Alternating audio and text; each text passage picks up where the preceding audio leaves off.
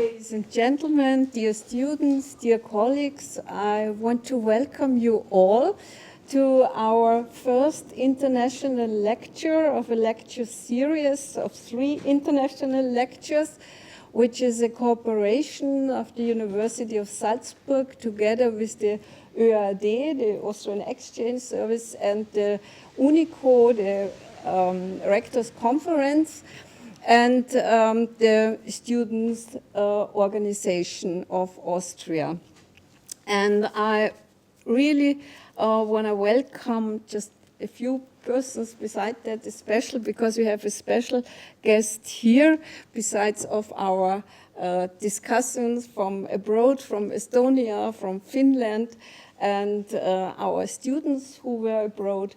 We have, as a special guest, I want to welcome Frau Sirje Winding-Frauenlob, the honorary consul from Estonia, and thank you for coming. Behind us there is this poster saying Lust auf Wissen, craving for knowledge, if I roughly translate it. And let me make a personal remark to start with.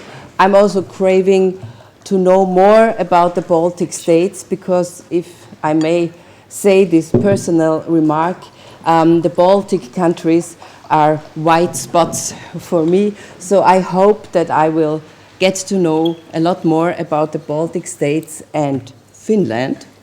Talking about Baltic countries and Finland, I would like to make a short explanation to the title beforehand.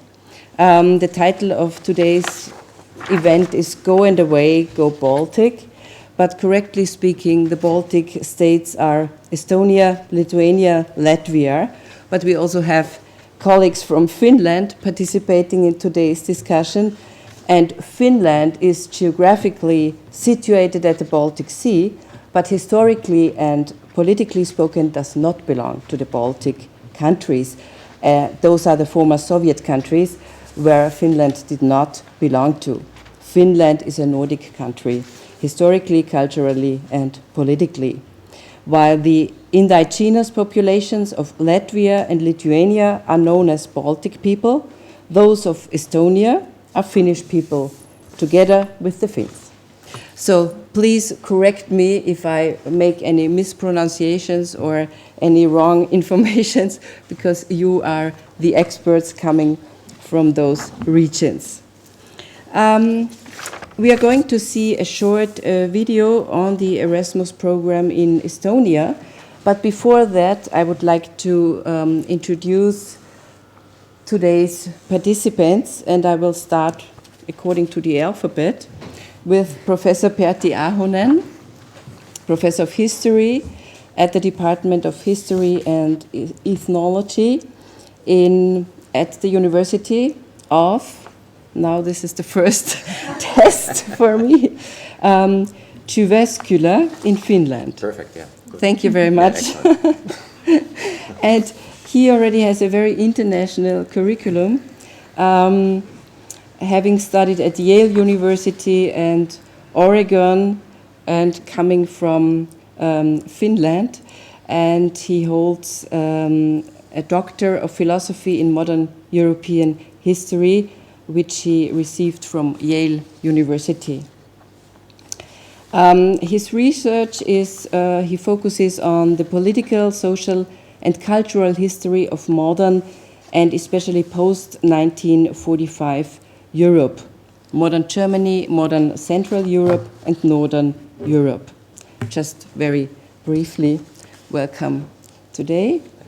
The next one is next to him, Kai Christian Krötzl, who comes from Switzerland and who said to me before, in this wonderful surrounding, I would like to take the books and read the books. Maybe I can stay here longer after the event, because he is a professor of history and medieval history is his focus of research.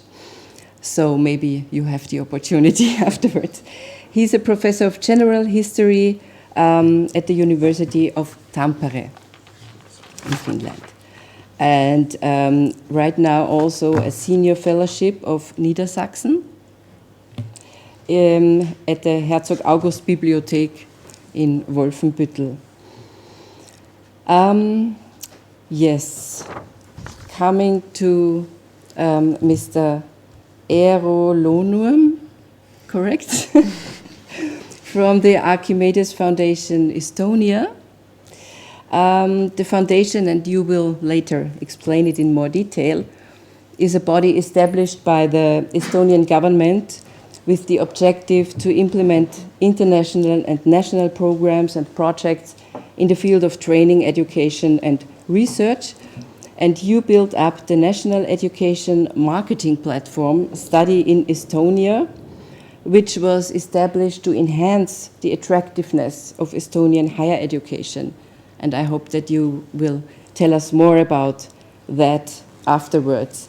You also wrote about how to attract international students to Estonia, and this is, of course, one of our topics today.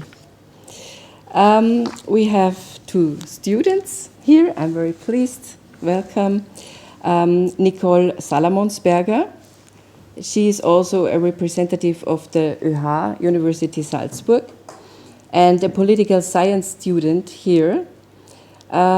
She writes her master thesis in the field of European politics and spent half a year at Stockholm University. And I'm looking forward to hear about the experiences at Stockholm University and of going international. And then to my right, Anna Maria Weinberger, also from the University of Salzburg. She is studying law right now, and in summer 2015 spent half a year in Tallinn in Estland on an Erasmus scholarship. Exactly. And I hope you can tell us a lot about that as well. She's also very international, speaking perfect Russian. Oh, no way. Unfortunately, only the basics. But in any case, you speak Russian and all the other languages you will tell us later. Welcome. And last but not least, Mr. Stefan Zotti from the Austrian Agency for International Cooperation in Education and Research. And as we heard before, you are the manager of the ÖAD right now. Before that, he accompanied, if I may say so, the former Minister of Science, Johannes Hahn, at the Austrian Parliament, being a speaker of international affairs and science politics, and also at the EU office when Mr. Hahn went to the EU, to Brussels. So a lot of international experience as well. Thank you for coming. And the first point on our agenda is we are going to see a short video on the Erasmus program in Estonia. It's only 2 minutes. From all over the world. Share your Erasmus experience. Actually, the main idea of the video was to make a tool for the universities. And the main attractions now, actually, it's a question of, there are like 2 different topics here. One is why we are attractive for the exchange students. And the other thing is why we are attractive for the international degree students. If somebody doesn't hear, then let me know. I can use my voice really well. But basically, we are a success story after the collapse of Soviet Union. When it comes to all the previous Soviet Union countries, the Baltic countries have been doing really well, and Estonia has been doing really well. And as we are not a rich country, then it means we have to use smart and digital solutions to build up the whole system of our government and of the public sector and private sector. So many students come to study to see what is the success story from 1991 to 2016. Many come really because of 4 seasons. Many come because of European Union and Russian studies. Many come because it's a perfect, as it was also in the video, it's a perfect spot between East and West. We are exactly between the Scandinavian and Nordic countries. Besides that, we have Russia on the right hand, and we have the other Baltic countries. So why, in that sense, people who are interested in that region, we are exactly in the center.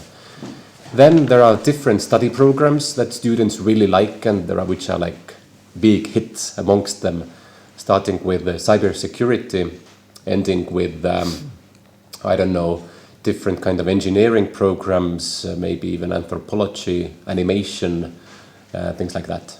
So I think every single Erasmus student who comes has his or her own reasons.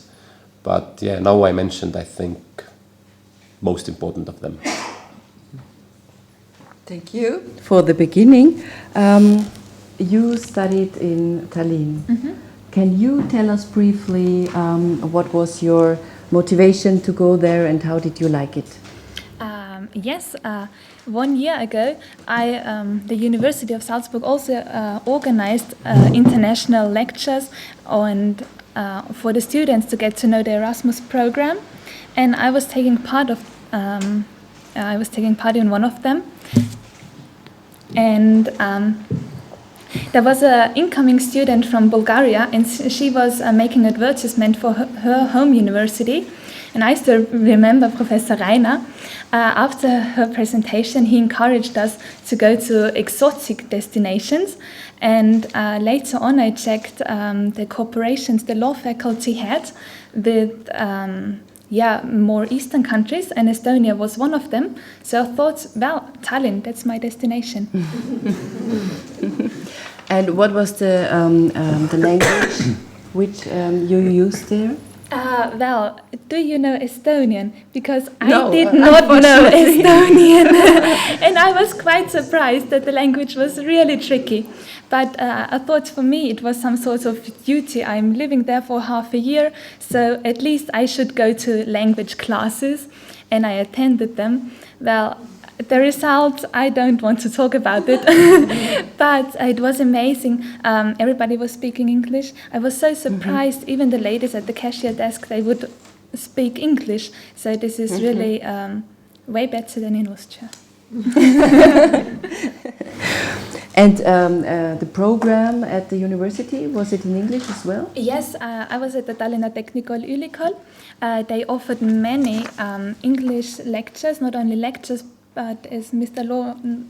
Lohnum already talked about, also many degree studies.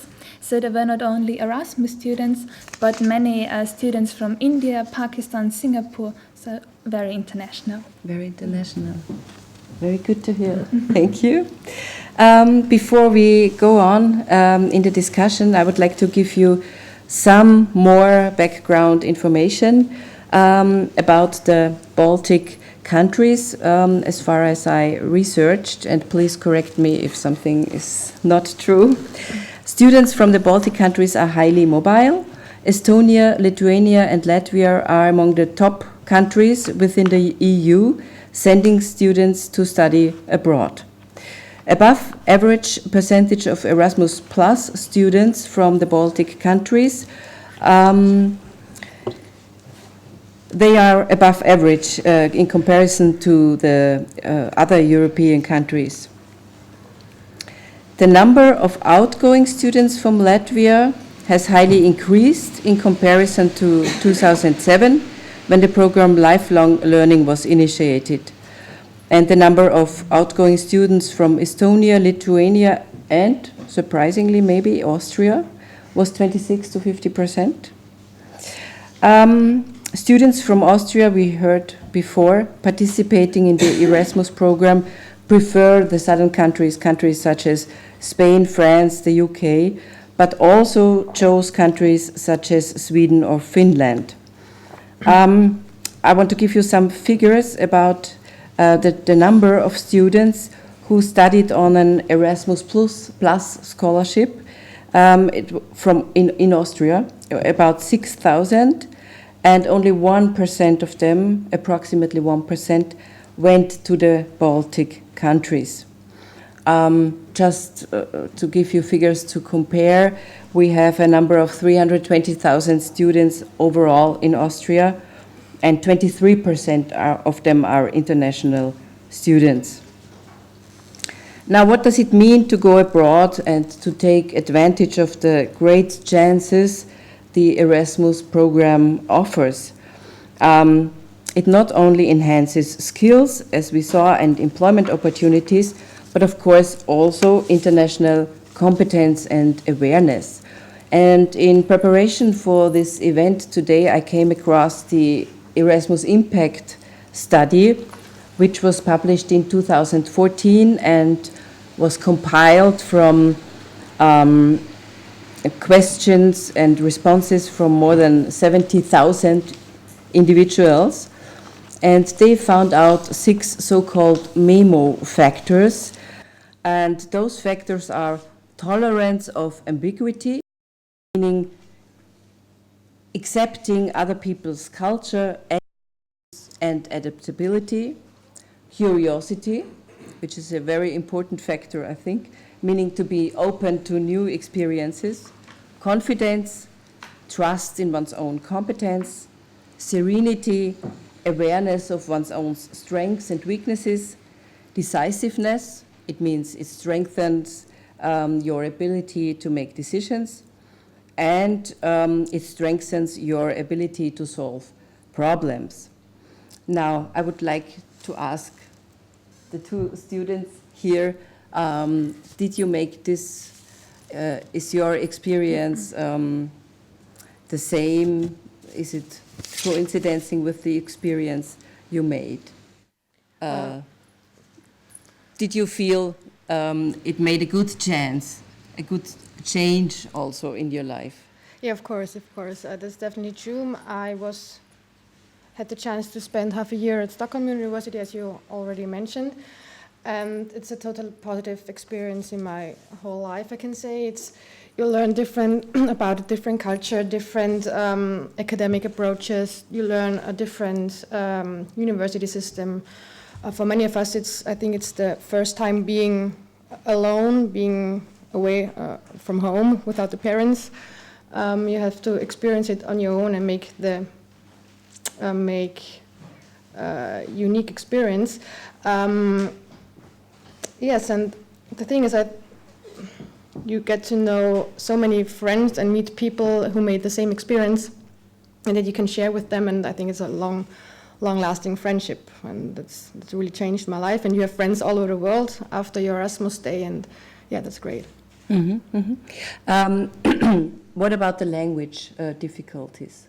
In Sweden, did you have any? It was no problem at all. So there were no language barriers at all. Yeah. How about the courses which were offered? The courses were all offered in English, but the thing was that there are many Erasmus students in the English courses because the Swedes went to the Swedish classes, so it's really hard to get to know really Swedish students. But though you have no difficulties in everyday life, so that was really beneficial for me. And what made you choose Stockholm? Stockholm, I don't know. I think the society is marked by equality, but at the same time also diversity. I think it's an open country. It has a high democratic standard. It has the stereotype of being a safe country, no corruption and things like that. I mean, that was my point of view. And of course, no language barriers and yeah. Do you think it will, this experience of studying abroad will help you in your further life, finding a job more easily? Yeah, of course, you have to be totally on your own, and I think it's useful in your job, and also the Erasmus stays good in your CV. And yes, I totally agree with you. Okay, thank you. To ask all of you, the percentage of the Erasmus students in the overall number of university graduates is high in all Baltic states, and the average in European countries is approximately 4.9%. The increase of student mobility comes up to more than 10%. What could be the reasons for this development? Why is it so international oriented? I think that to be totally honest, let's think about the concept called European Union. Okay, let's leave out these 4 freedoms. But in general, what would be the success stories of European Union? And I think Erasmus is, at least it belongs to top 3. Whatever the European Union has done really well, I think Erasmus has been one of the top keywords. And now, year by year, more people know about the program. More people, I think before you mentioned that I think proportionally we are really good in exchange programs. People going out, people coming in. But as we joined the European Union in 2004, we also needed a little bit time to adapt. So the first years there were less and less and less. And now, to be totally honest, I have this data, you don't have it. But to be totally honest, now we have a big problem in Estonia. We have a problem that there are more people with Erasmus coming in and less going out. So before it was the other way around, and we were just thinking that this would never be reality, that there would be more people who want to come to Estonia with Erasmus. But now we have a tough situation actually, that we need to encourage our own local students, like, please use this very successful mobility scheme. You get the scholarship, you can choose, you can study for free, etc. But it's pretty difficult. And yeah, I think awareness and visibility of the program is one of the key words. And after 2004, there were new 10 countries who joined the European Union. And of course, we have influenced altogether the whole program too, one way or another. What could be the reason for less people going out? Is the curiosity already ended? How much time do I have to answer this question? It's a very long situation, a long answer actually that I would have. 2 minutes. But to keep it short and simple, I think one reason is that there are many other scholarship schemes too. Second reason, many people have their own, let's say, issues. Let's say some people have a really good job. We can't forget we just had the economic bubble here, let's say 2008, 9 and 10. Many people who have a very good job. Because honestly, most of the students who at the university, they work part-time. If they have a good job, and then it's like a good job, mobility, good job, mobility with Erasmus. And many people consider that I will stick to my job because maybe I don't get this job back. Now it's the matter of employers. Let's say if you're a good employer, you let your employee go because after the Erasmus program, the person is much more fresh, much more open, new ideas, new knowledge.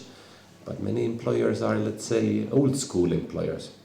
And they say that, okay, you want to go to study, but maybe there is another very good employee coming in and you can't get your job back. Then many people have boyfriends and girlfriends, older students already have a family. Sometimes it's the matter of the reputation of the program. Many people, I have noticed one very strange tendency. I don't know if it's in the rest of Europe too, but I have noticed that, for example, there was one famous Estonian singer who did Erasmus in another country. And then the newspaper article, there was only one sentence about Erasmus, where was that she said that, yeah, I like the Erasmus trips. But there was nothing mentioned about the Erasmus program from the European Union. And I felt, anyway, it's just my opinion here, I felt that it was much cooler to say that I had a grant to study there and there in this university, and I developed myself there and there. But they don't say that actually it was Erasmus program that I used. I don't know, it's a very funny thing, but maybe people who have been much more longer in the mobility and in the internationalization, maybe you understand, maybe you know what I mean. But this is somehow like very strange thing, what I have noticed and what I have felt. That yes, I was studying in a very good university, but they don't say that it was with the Erasmus program. Maybe it's the case that every year there are 1,000 people who get the scholarship. You don't feel special anymore. There are 1,000 other people who are like you. So, but anyway, yeah, I think it's another topic. I think you have to invite me once again, maybe next week or something, and we can talk about why people don't go. Maybe Yes, we should thanks. give the colleagues from Finland an opportunity to talk a little bit about the situation in your respective. Sure. Could I in your first kind of add to something that Of Eero was course, saying? of I think course. everything that he said was really good and very much to the point and very observant. But I'd just like to add that I think it's not necessarily a problem. I mean, you would want to have a kind of balance, I think, ideally between the students coming in and the students going out. And if there's a major imbalance, obviously that's not going to be so great. But I think even if you have more students coming in and going out, it's still an enriching experience for the institution and for the other students there to have these international students coming in. So in the long term, it would be good to have a balance between those going in and those coming out, those going out and coming in. But even if there are kind of at least temporary imbalances, I think as a whole the system is still quite beneficial. Yeah, no, just the criteria of the European Union is that they are more counting on these people that you need to send out. So very much the budget depends on that topic. That's just the background. Professor Ahonen, could you give us a little impression about, in figures, in terms of how many students are coming to Finland, how many are leaving on an Erasmus, approximately? Unfortunately, I don't really have sort of aggregate data for Finland on that level. I know that I can say on a general level that the popularity of the program is high. Certainly in my own institution, there's quite a lot of competition for the places that are available in Erasmus. So there's certainly more applicants than there are places. And at that institution, we have about something like 300 students coming in, 300 going out every year, roughly around those kinds of figures. I think in Tampere, where Christian is, I think it's higher. A bit more, yes. Yes, I could add something. Yes, as a whole, I would underline very warmly what Lonorme said. So it's really a European success story, and in these days we have to be happy about every European success stories, because there are other news circling around. In my out of my own students, I have never heard anything negative of somebody who has gone on Erasmus exchange and come back. So that's definitely an experience which needs to be made. But in Tampere we have also the same problem. That the number of incoming is generally in recent years, it has been higher than the number of outgoing, and we have also, or those who are at our university responsible for Erasmus exchange, they have to justify it to the Erasmus office and things like that. So that's one thing. But on the whole, yes, I would underline definitely it's a very enriching experience. Tampere has about 400 or 500 incoming and outcoming every year. Tampere is about 15,000 students as a whole, and has about 1,000 international students out of these 15,000. So that's about. But I've neither succeeded in finding any general numbers for Finland. Finland has 14 universities, but I'm not. We are not dealing daily with these things, so we are not totally informed on these statistics. But Finland is a very popular destination, and we have a lot of people from Mediterranean countries. Interestingly, Spain, Italy, and so on. So that's a major group, yes, I would. The experience is definitely a very positive one, and it's a very big difference to our times when we studied. So because that did not exist. So we had to organize it by ourselves. You made a long ITER Academicum, and I studied in Zurich, and then I wanted to go for 1 semester or 2 semesters to Finland, but one had to organize it totally by oneself, and one did not get any credit points and nothing. So that has changed completely. So that's. How international is University of Tampere.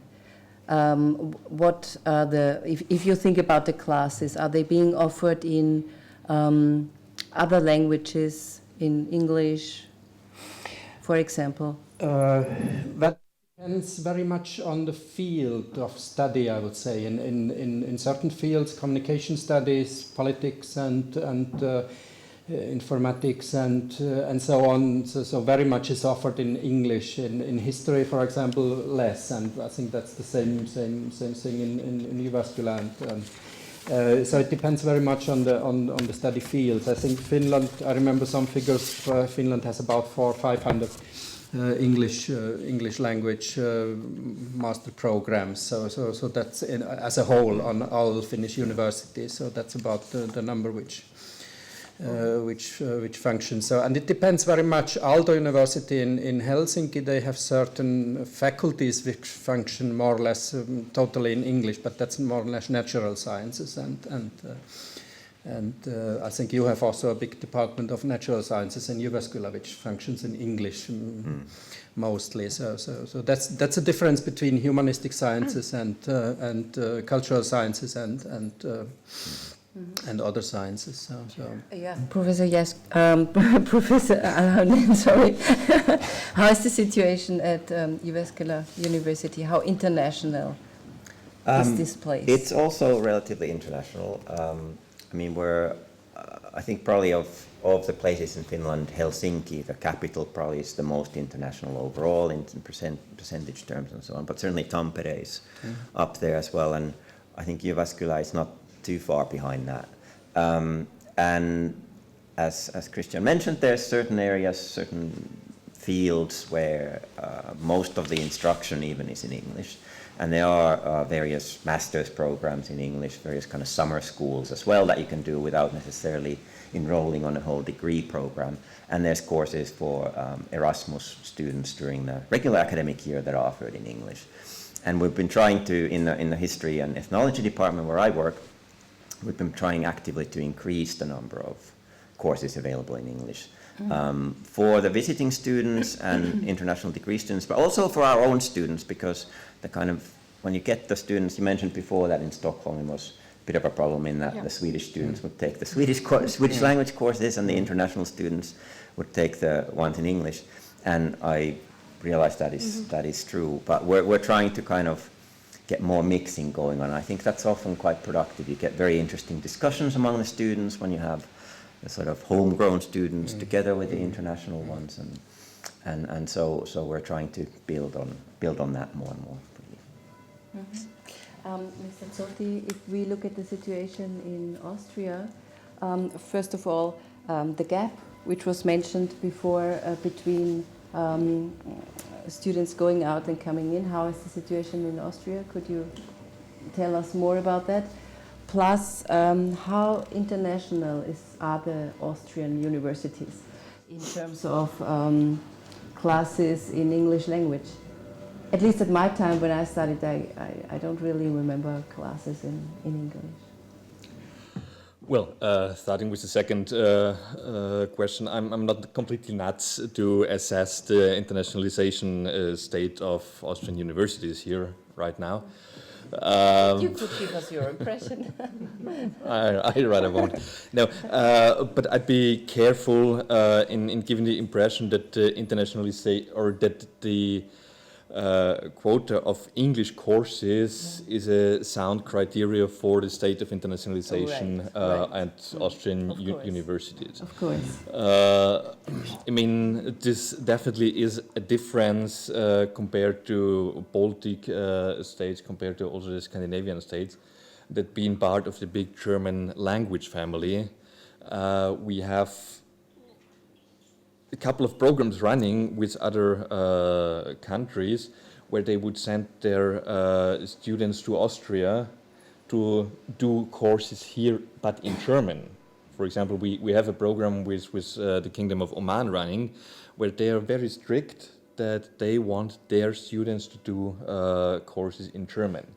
Also due to the fact that German, in economic terms, because of Austria, but because of Germany, is an important language, and that it's definitely an added value for many people and for many countries to have a couple of good academics also being able to speak German.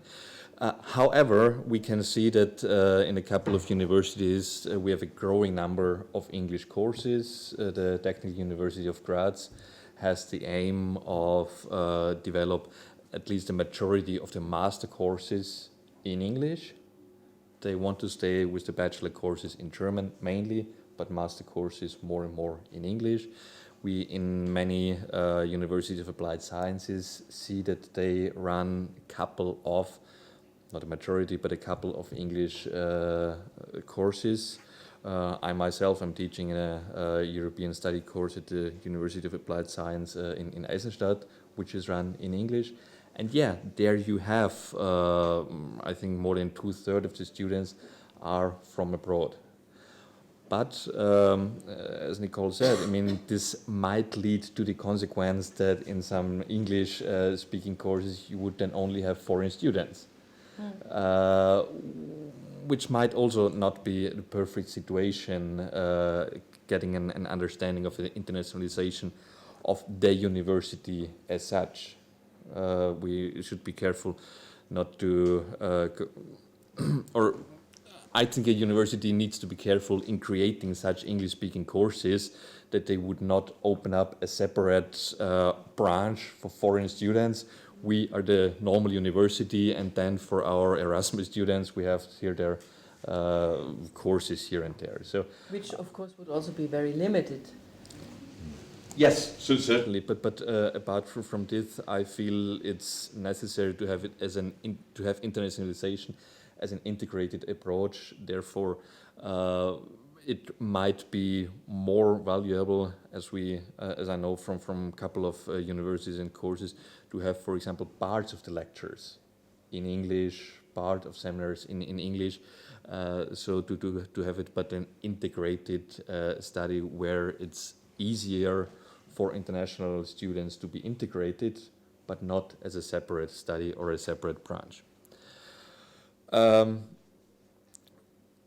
So far to the English-speaking courses. With regard to Erasmus as such, or incoming-outgoing balance, in Austria we have per year some 10,000 students doing Erasmus studies or practice, the apprenticeships, some 6,000 study visits. And I think 14 or 15,000 incoming. So Austria definitely has more incoming Erasmus students than outgoing students. Even so, the number of outgoing students is growing.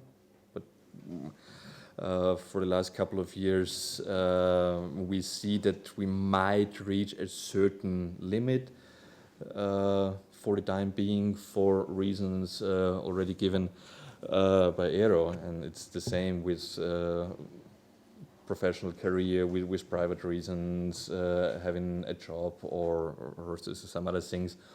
Also, the whole question of the mutual recognition of ECTS and of the courses, which is still an issue in many cases, and we must not forget about this.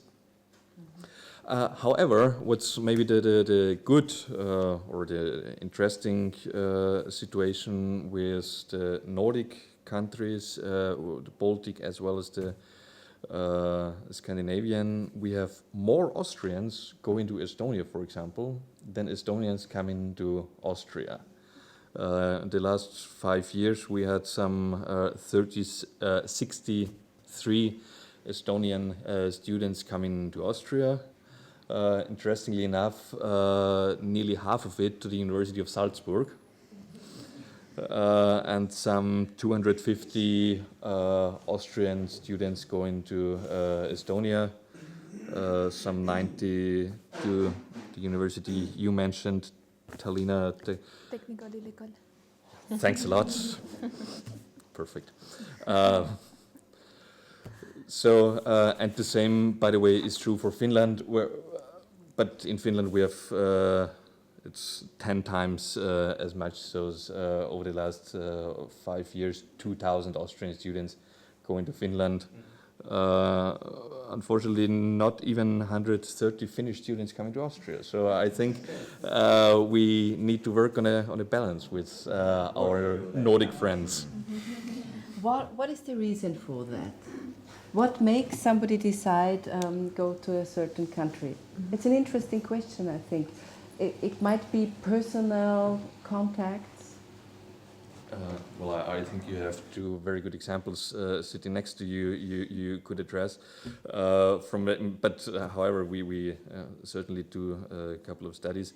I mean, for Austria, with regard to apprenticeships, it's Germany the clear number one for a study.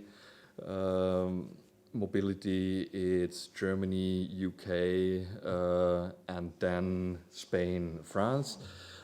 Interestingly, Spain and the south of France mainly in the summer semester, which might not only have academic reasons, question mark. For Germany, for UK, it's certainly the language.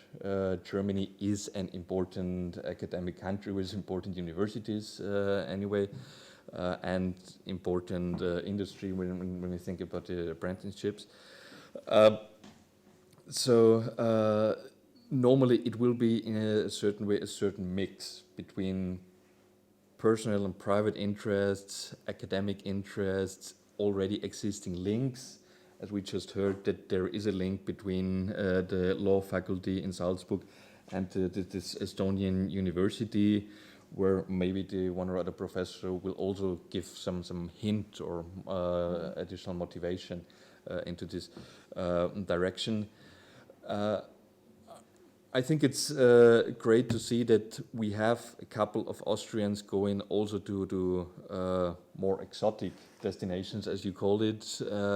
For Finland and for Sweden, it's not so much the issue, I think. I mean, you can take each and every OECD study, PISA and so on. Everybody knows that there is a good academic education in Finland, in Sweden. So this is not so much surprising, but I think it's an interesting and a very good signal that also more exotic destinations are chosen. But in these cases, the motivation might definitely be of a higher, or maybe the academic part. The academic dimension of this decision might be higher, but once again, we have to prefer people to ask directly. Before we ask the students, I would like to ask you again. More Austrians are going to Estonia than Estonians coming to Austria. Why is Austria not attractive? We also have 4 seasons. I think it's a very simple answer. There are just more Austrians than there are Estonians in the world. How big is your population? How many millions do you have? 8.5. We have only 1.3 million people. So when it comes to proportions, Of course. we have more people coming to Austria. Of course. So Yes. but to continue a little bit, I got like some very good leads from Stefan. That yes, recognition is a very important word. I just remember these stories, like there are every year these stories that there are some students, let's say somebody going to study, I don't know, some kind of a very specific study field to do Erasmus, coming back. Although the level of quality might be better, let's say, in one European university, then it might be that some of our professors say, like, it was really nice that you did this really high quality Erasmus program there, but you are going to do these subjects here too, with us. And it's so difficult to track it. Sometimes we even don't get to know about these things. And many students are afraid to stay longer in the universities. They want to finish in a nominal time. If they need to stay there longer, they have to pay. Now, as Finland, Estonia also has a free education for the programs taught in Estonian language. And this has caused also a little bit the statistic. It has changed the statistics because students want to finish in nominal time. If they don't, they have to start paying for their studies. and this is also a problem. But you mentioned your question was, I understood it in two ways. One is like how the person is influenced to make a choice. And the second is like why the person himself or herself makes the decision. But the first of all, Professor Rainer is a really good example of influence here. You made this suggestion, and let's say, I would say that only very self-confident and wise students dare to make this kind of decisions to choose something different. Because when we think about the future, let's say a typical global employer wants to employ, let's say, 10 people. Yeah, all right, maybe, let's say, a company from America. Maybe they take 5 people who have studied in the US, maybe a couple of people, I don't know, who have studied in bigger European countries. And then if they need somebody with a very specific background, they would take, okay, you have this area, you have the Scandinavian background, okay, you have from Baltic or Eastern Europe. Because you need to be different, and that's the case for the future. If you are, I don't know, for example, why Chinese students are coming to Estonia, also a very interesting topic. Very many of them say in the focus groups that, like, sorry, I don't want to go to improve my Chinese in the US to the Chinatowns and to communicate with the local other Chinese students. I want to study somewhere where the community of Chinese students is really small, and where I need to survive, and in order to survive I need to speak English. So, and they also make the similar choice why they go to Latvia, Lithuania or Nordic countries. And one more very old statistics, I think it has always been like that Western European countries, the students tend to go to Southern European countries to do their Erasmus. And Eastern European students, very many of them are career-oriented. Of course, they go to these countries. Let's say Polish students, of course, they want to go to Germany. Estonian students, I think also Germany and Finland are amongst the top 2 choices. Also, Latvian students like to go to Germany. So for Eastern European typical Erasmus student, the first key word is quality. They want to study in a better university or at a better study program that they have at home. And that's the case why the lines are like that. Question to our colleagues from Finland. What are your experiences with students coming from abroad to your universities? What is their motivation? Why do they choose your university? Go first. Yeah. Well, it is very, of course, it's very difficult to give an overall answer because it depends. I think it, as Mr. Lonorma said, so it depends very much also on the information which the students get at their home university, and which is given by professors, which is given by, of course, by those responsible for Erasmus exchange and so on. But it is difficult to explain. For example, in Tampere, Spanish Erasmus students are, I think, the biggest or one of the biggest group, and that's difficult to explain. Of course, yes, they are attracted by a Nordic country, and well, Tampere is a good university, and but I think it's the same phenomenon also in other Finnish universities. So they like to go to Finnish sauna, and they like to go to Finnish nature and things like that, and that attracts also. But it's difficult to exactly to establish. So, but I think the key issue is to inform, and that's of course the issue here of such an occasion. So that the students, because also in our university we have a big amount of Erasmus treaties, exchange treaties, and a big part of them are not used. So are only used poorly. And it's really a question of informing students and to getting them and that in equal relation. I think was it 5 times more Austrians going to Finland than vice versa.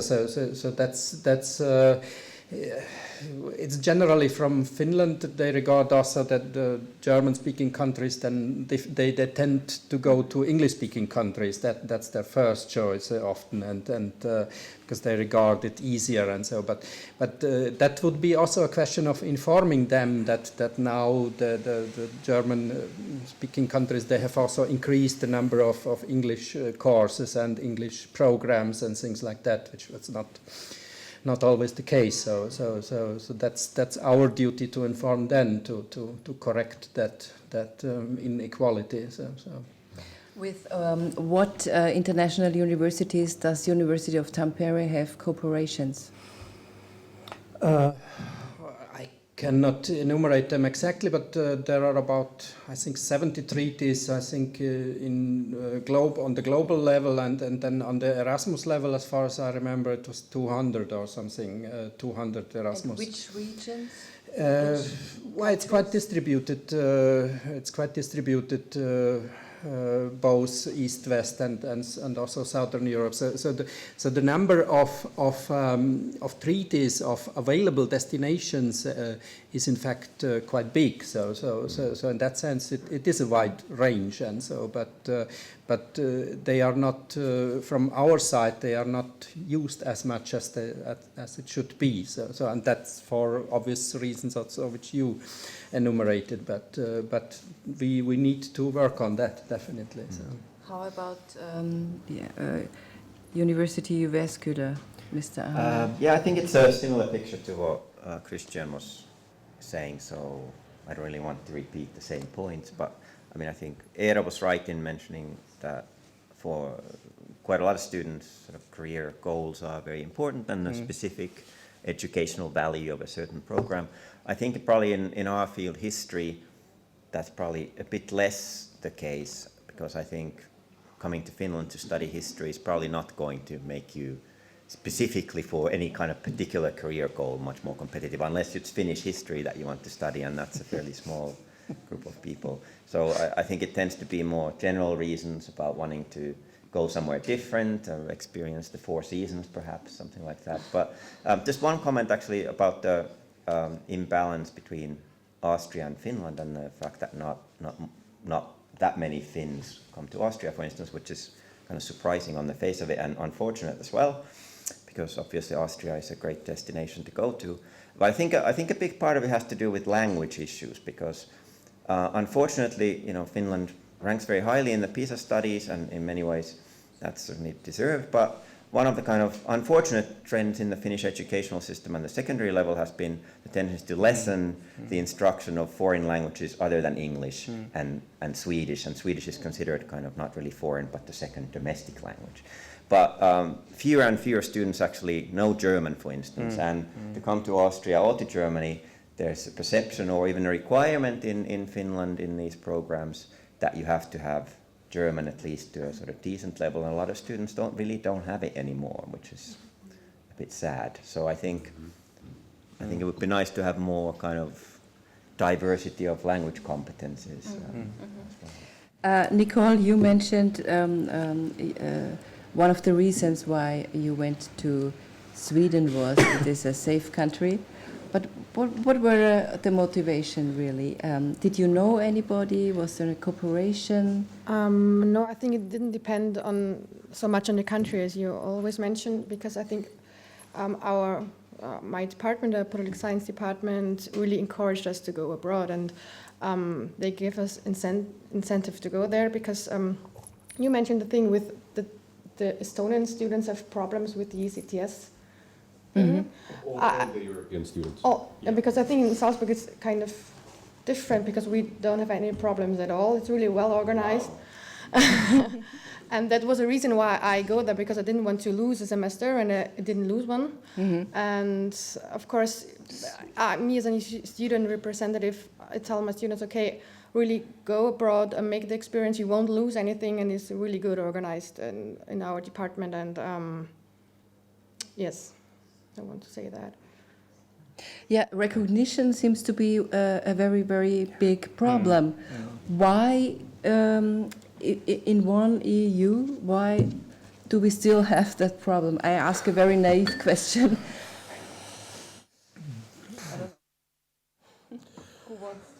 Well, and I don't know how is your experience in Estonia, but what we can see is that we need to develop all together.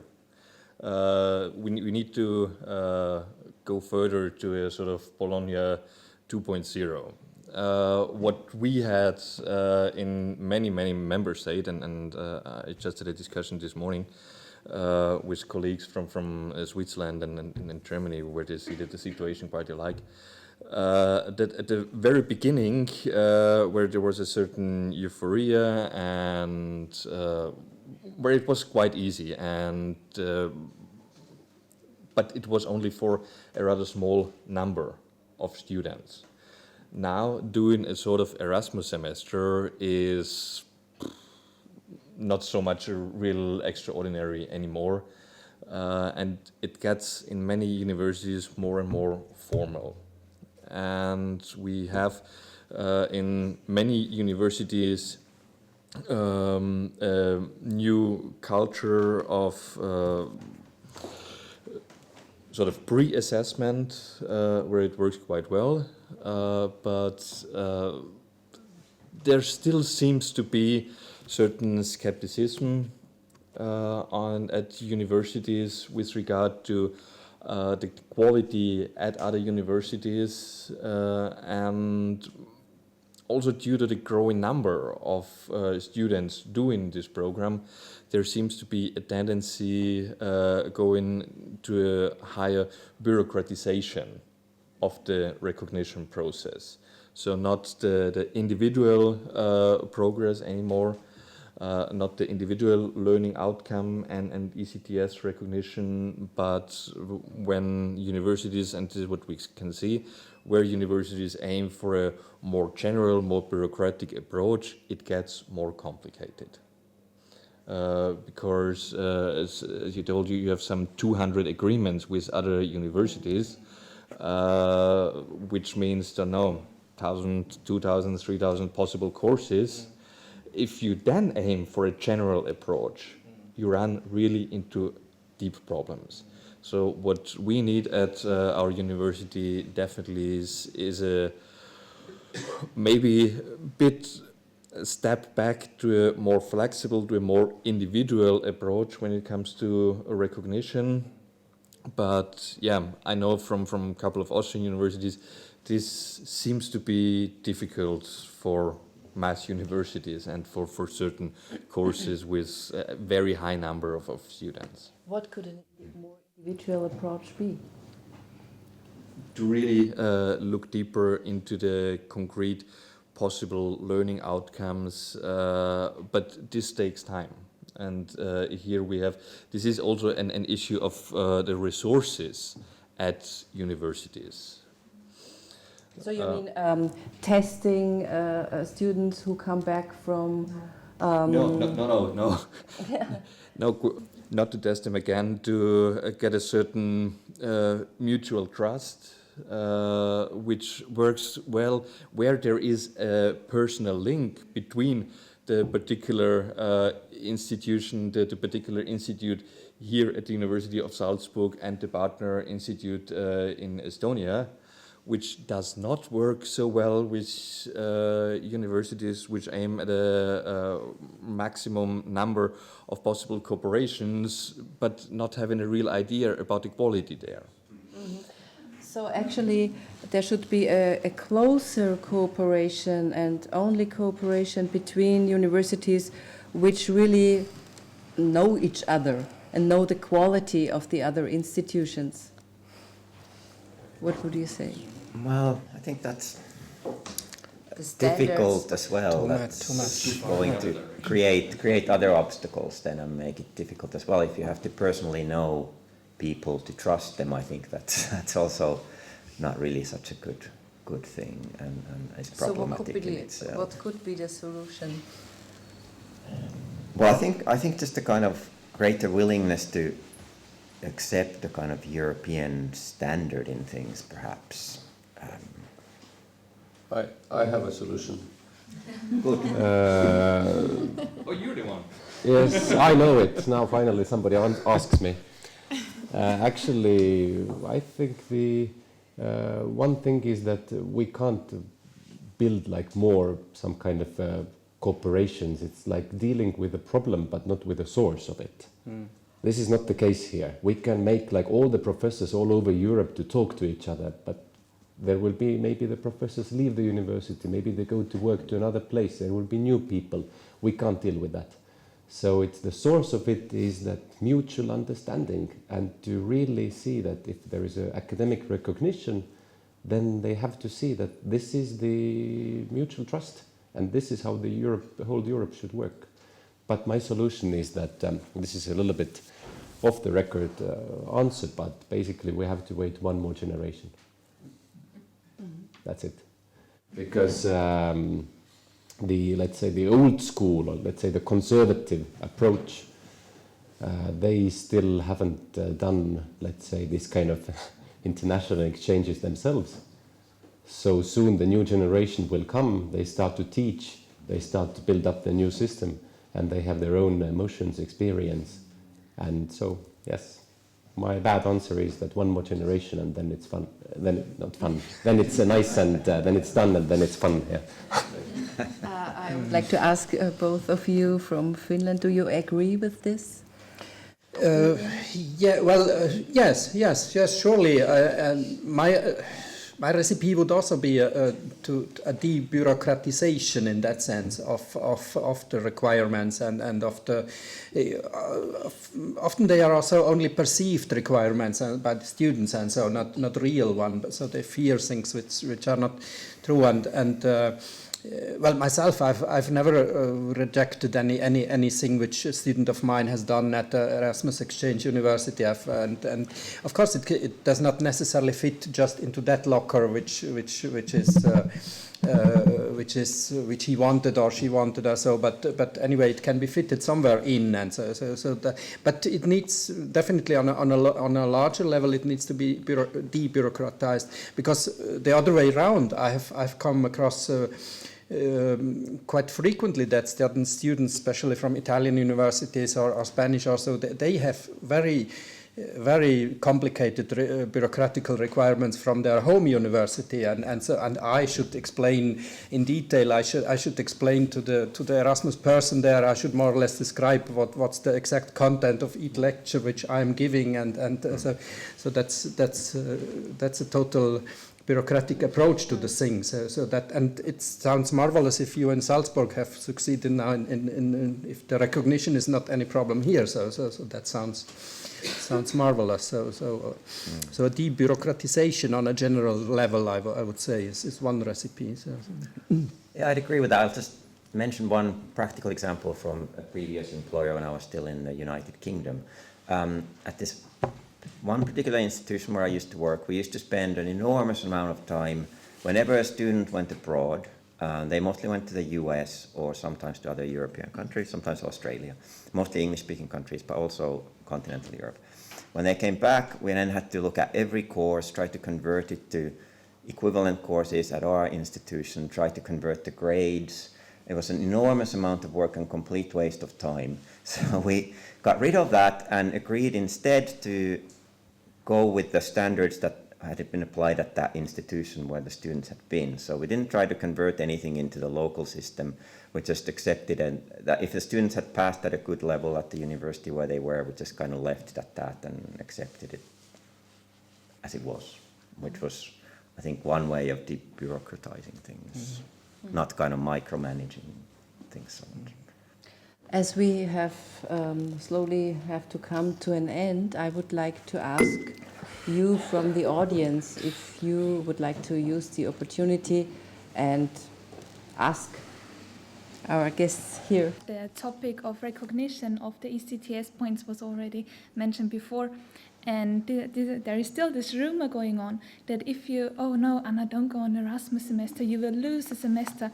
This is complete contrary. I can say for the University of Salzburg, my recognition worked perfectly. I still remember I was very warm-heartedly, everybody was so really everybody wanted me to leave, I would say, at the University of Salzburg. They were like, oh yes, we can make this course and this is equivalent with that. Everybody was extremely friendly, and I had the same impression in Estonia when it came to the signatures. And I would also say for the bureaucracy, yes, it is a lot of bureaucracy, and sometimes I was very, oh my God, where to get the signature from. But looking back, it would also, this made me aware of the step I'm taking, that it is really a half a year somewhere else, and so it made me feel the importance. So I think looking back, it was worthwhile. Definitely. It's worthwhile, thank you. Yeah, I think Anna also mentioned my main points. I really experienced in such a positive way of my Erasmus day, but one point nobody mentioned here is the financial aspect. I was in Sweden. I was really financial dependent from my parents, and I think not all the students can rely on their parents' aid, and I think that's a really important thing, and the sponsorship should be fair and really regularly be adjusted. And so Erasmus does not pay for everything? No, you get a certain amount of money and you have to go along with it, and you're not allowed to work. I mean, I understand that because you go get the sponsorship, but I wanted to ask you, Herzoti, because I think you only get 2/3 of the money before the stay and amount of money after the stay. Maybe we can find a solution here that the students can get more money in advance, because it's really hard when you go to Sweden or, I don't know, to France. It's, yeah. Do you have any solution? Well, I understand the problem, and maybe we can work it out bilaterally afterwards. Yes. Unfortunately, it's not our rules only, which is a bureaucratic answer, I know, but here we have to apply just European rules. Okay, thank you all very much, and I hope that the students who were here today will have gotten some motivation to go abroad and are encouraged to go abroad after this discussion.